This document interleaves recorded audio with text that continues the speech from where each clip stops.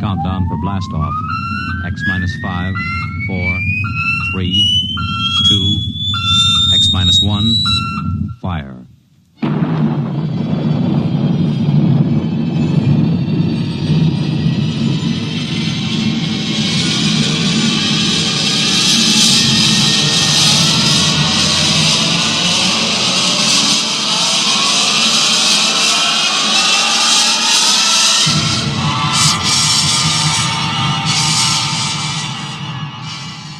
From the far horizons of the unknown come tales of new dimensions in time and space.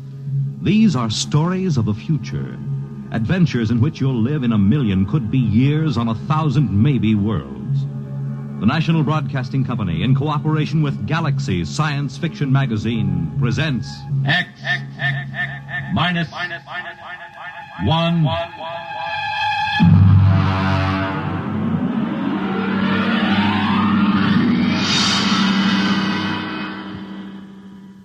Tonight, The Lights on Precipice Peak by Stephen Tall. We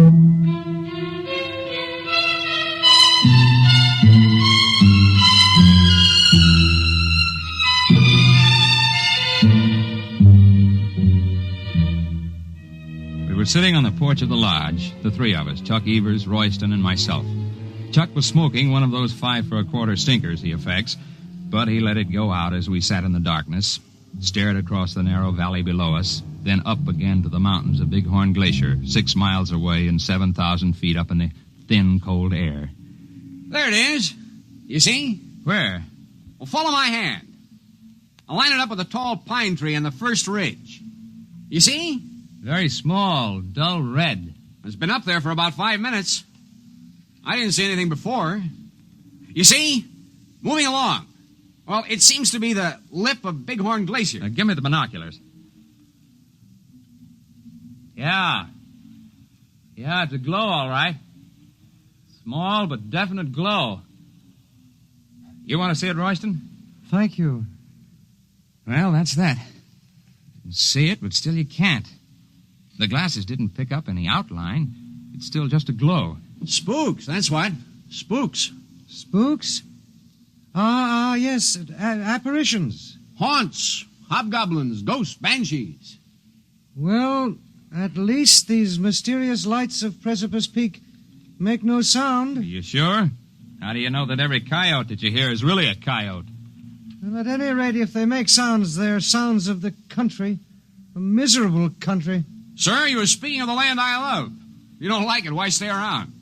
It is supposed to make me a man of vigor, with red corpuscles and a need for cold shower baths. Actually, there is nothing wrong with me. I was simply born to sit and watch while great louts like you run and wrestle and climb and sweat. There, the light shows again. Now, you can see it with the naked eye. It's higher than it was before. It's moving along. It's going along Fifth Avenue Trail. Spooks don't need a route of ascent even on Precipice. All of a sudden, the lights of Precipice Peak are getting solid. Now, I've got a feeling they'll leave a sign. Sign? Yes, traces. Right.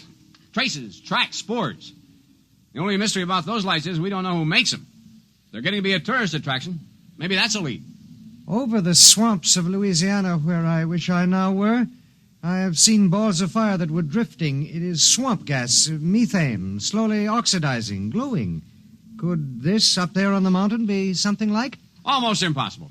Anyhow, balls of gases wouldn't follow a trail. Those blasted lights do. Take it easy, Chuck, boy. Tomorrow you can look for yourself, remember? At daybreak, we go up to solve the mystery of the lights. Ghastly. To go out at dawn is as bad as eating raw flesh.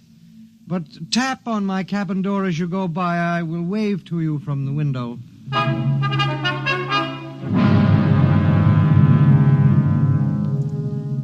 We were down the slope from the lodge and across the valley before the sun rose. Chuck and I swung along the trail. It felt good having your nailed mountain boots hitting the ground in regular rhythm. Ahead of me, Chuck set the pace, an easy, loose-jointed shamble that ate up the mountain miles. We were a good team for climbing. I took a deep breath when we crossed the ridge. But at the switchback, Chuck broke his stride and leaned his long frame against a boulder. Well, tonight we'll be up where the lights are. Punch me if you see one first. Lights, nuts, there'll be none while we're on the peak. $5 says so. Well, I'm not a rich man, but I love a sporting chance. Here's my 5. It's a bet. Where'll we put him? Well, here. I'll empty this out. I got a tobacco tin. Stick it in here. Okay. Here's my 5. All right, we'll put it under the stone here. Nobody will find it under there. It's off the trail. All right, now, if there are lights, it's yours. No lights, it's mine. Right? Right.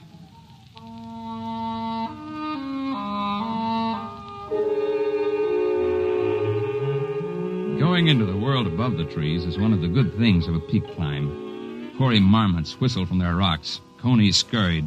The gray-barred ptarmigan crouched almost invisibly among the gaudy alpine fields of mountain sunflowers and tiny forget-me-nots. At dusk, we laid out our bedrolls on a level bit of tundra in the lee of a massive outcrop near Bighorn Glacier. We cooked a kettle of stew and heated the water for tea. Then Chuck walked away a few paces from the fire to empty the kettle. Ow! What's the matter? Stone turned under me. My ankle. Give me a hand. I got you. Oh, set me down again. Okay. Now let's take off that boot and the sock. Oh. Well, I have a feeling, my friend, that I will not climb that peak in the morning. Get the sock off and let's see how bad it is. Oh. Well, we'll pack ice on it and tape it in an hour. Maybe it's a simple twist. Oh, you know it isn't. Sure, I know. I thought you wanted to be cheerful, that's all. It's like when I broke 3 ribs climbing to look into a bird's nest the day before we were tackling the east face of Long Peak. Then you would chin up. Well, that was different. I wasn't hurting.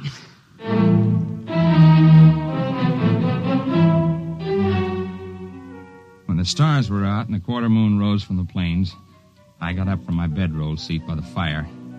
Chuck's ankle was taped, and he was easing it before him as best he could. Well, that's not so bad for a foot. It only hurts if I try to walk on it. Well, I'm going to have a look before we turn in. My 5 spot says there won't be any lights, but the technical crew may be monkeying around somewhere. Well, take it easy. I'll just skirt along the edge of the glacier. Back in half an hour. You take it easy. I know Bighorn Glacier. Its crevices are so consistent they're shown on maps. I carried an ice axe, but I didn't figure to use it. And I'd worked my way for a number of minutes along the edge of the moonlit ice sheet. I suddenly got the idea that I should cross it. The glacier had a good snow covering. The going was easy, and the view was something few men see. I automatically avoided the big ice cracks. I knew where they were. And then I slipped through a snow roof and fell. I wasn't hurt. The moonlight from the crack above showed my ice axe beside me. It was a lucky fall, except for the fact that I couldn't get out again.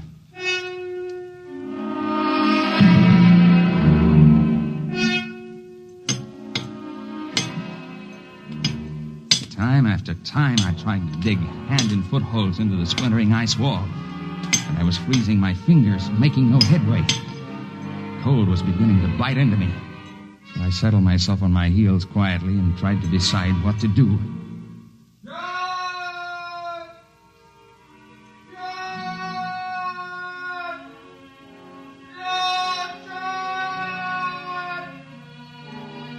That was Chuck beginning to call.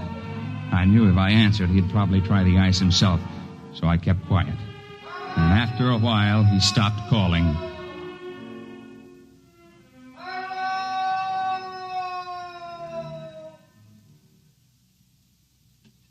And then, suddenly a dark silhouette showed in the narrow crack of sky above. Are you injured?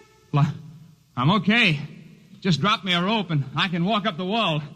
Mind the snow ledge. I didn't, and look at me. A joke? Here's the rope. Hey, what kind of a rope is this? I never saw anything like it. It's warm. Have you got it now? Yep, here I come. Hang on. Okay, over the ledge. Well, hey, did you hold that rope in one hand while I was climbing up? Yes. Well, thanks. Lucky for me, somebody has sense enough to walk around ice cracks. Shake. Shake? Oh, shake hands. You must not mind the glove. It is for your protection. The hand is not yet cooled. Cooled? What in the world? Your friend with the swollen foot is concerned for you. Come, I have made an easy way.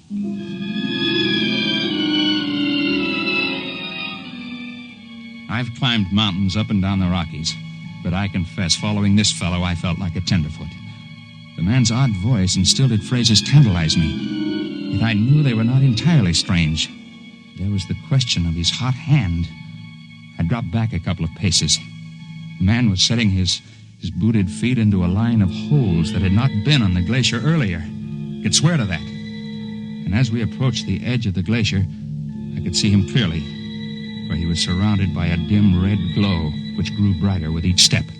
In a few moments, it was as if he were outlined in flame, and I could feel a warmth radiating from him. I wondered why the snow didn't melt under his tread. It's the boots! They insulate! Oh, I see. Thank you. Hey, you not only light up, but you pick brains. Both good tricks. A joke? I guess so. Only here on Earth are there jokes. We can never be sure about them. We, huh? I thought a gag like this would take cooperation. How many of you boys are in on it? We are 4.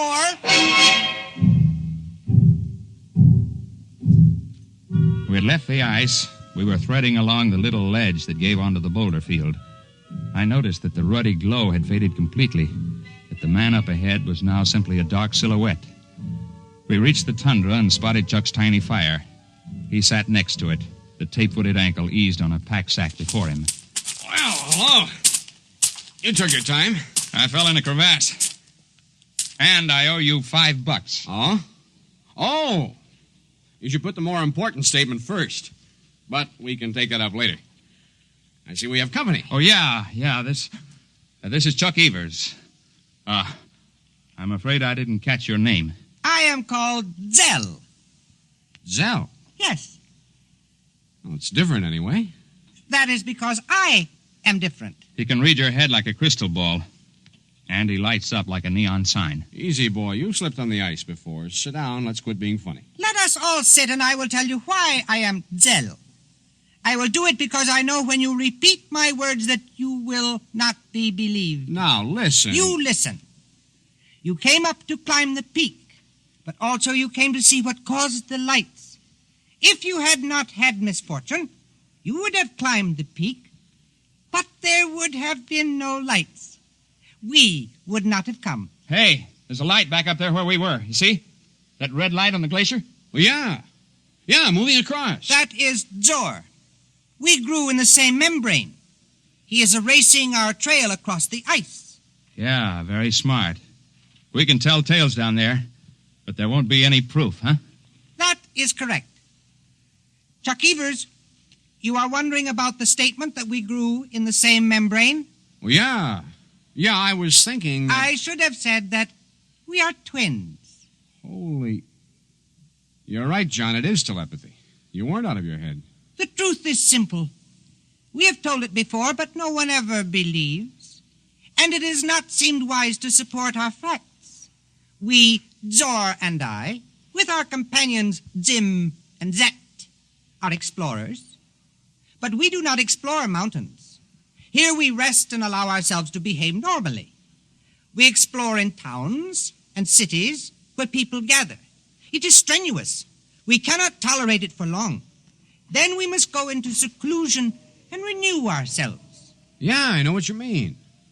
10 days in Denver and I feel like I've been staked with a short rope. I gotta get away.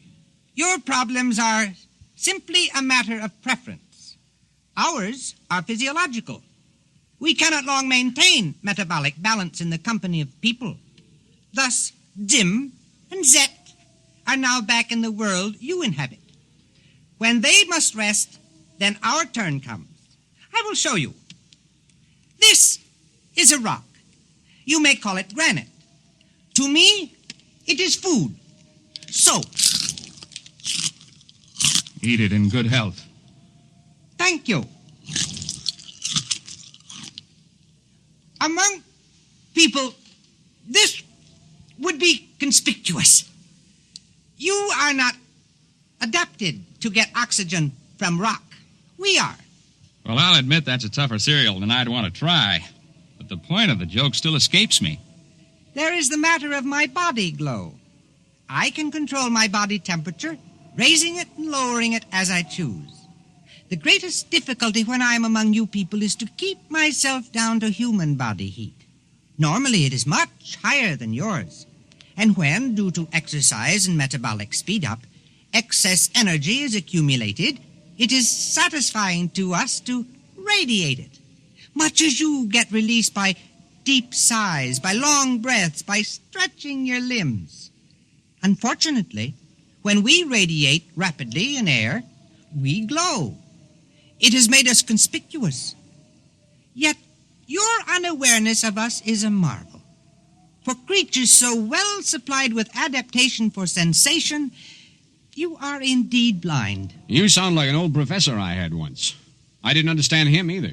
Zor is waiting by the glacier. We have plans for this time. When you return to the settlement below, it would perhaps be wisest not to explain the lights.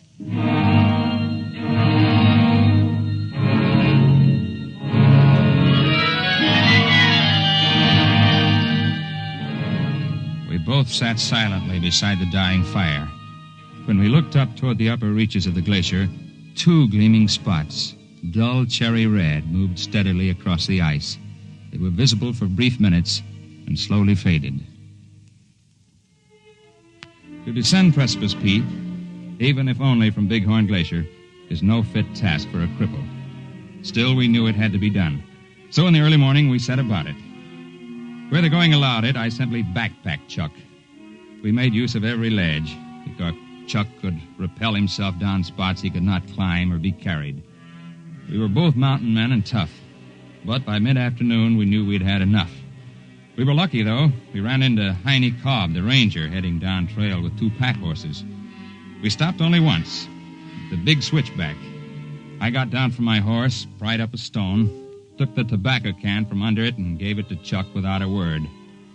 Back at our camp on the lakeshore, Chuck and I weren't disturbed by questions.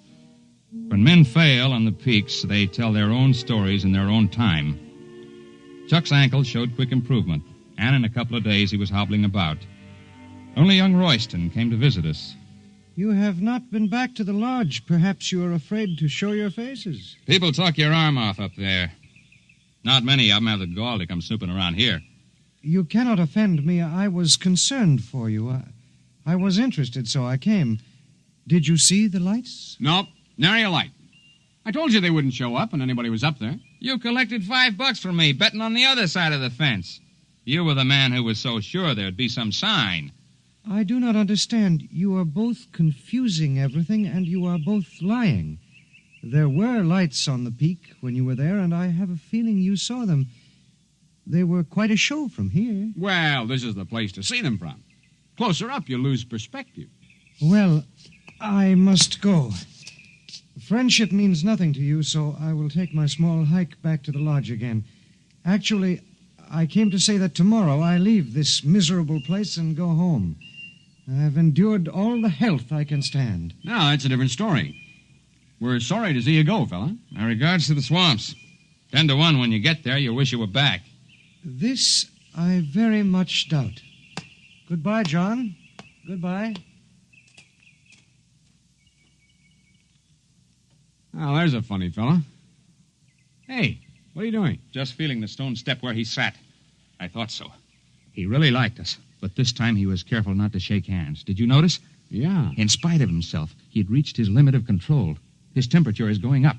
Yeah, I guess it is. He never could see a joke. And remember how he'd say something and then wait, as if he didn't understand it? And then all of a sudden it would come to him? He'd wait to pick our brains for every new word. You mean Royston? Royston is a name out of a hat. When that lad really goes home, he'll go with his buddies up there on that peak. I wonder which he is, Zim or Zet.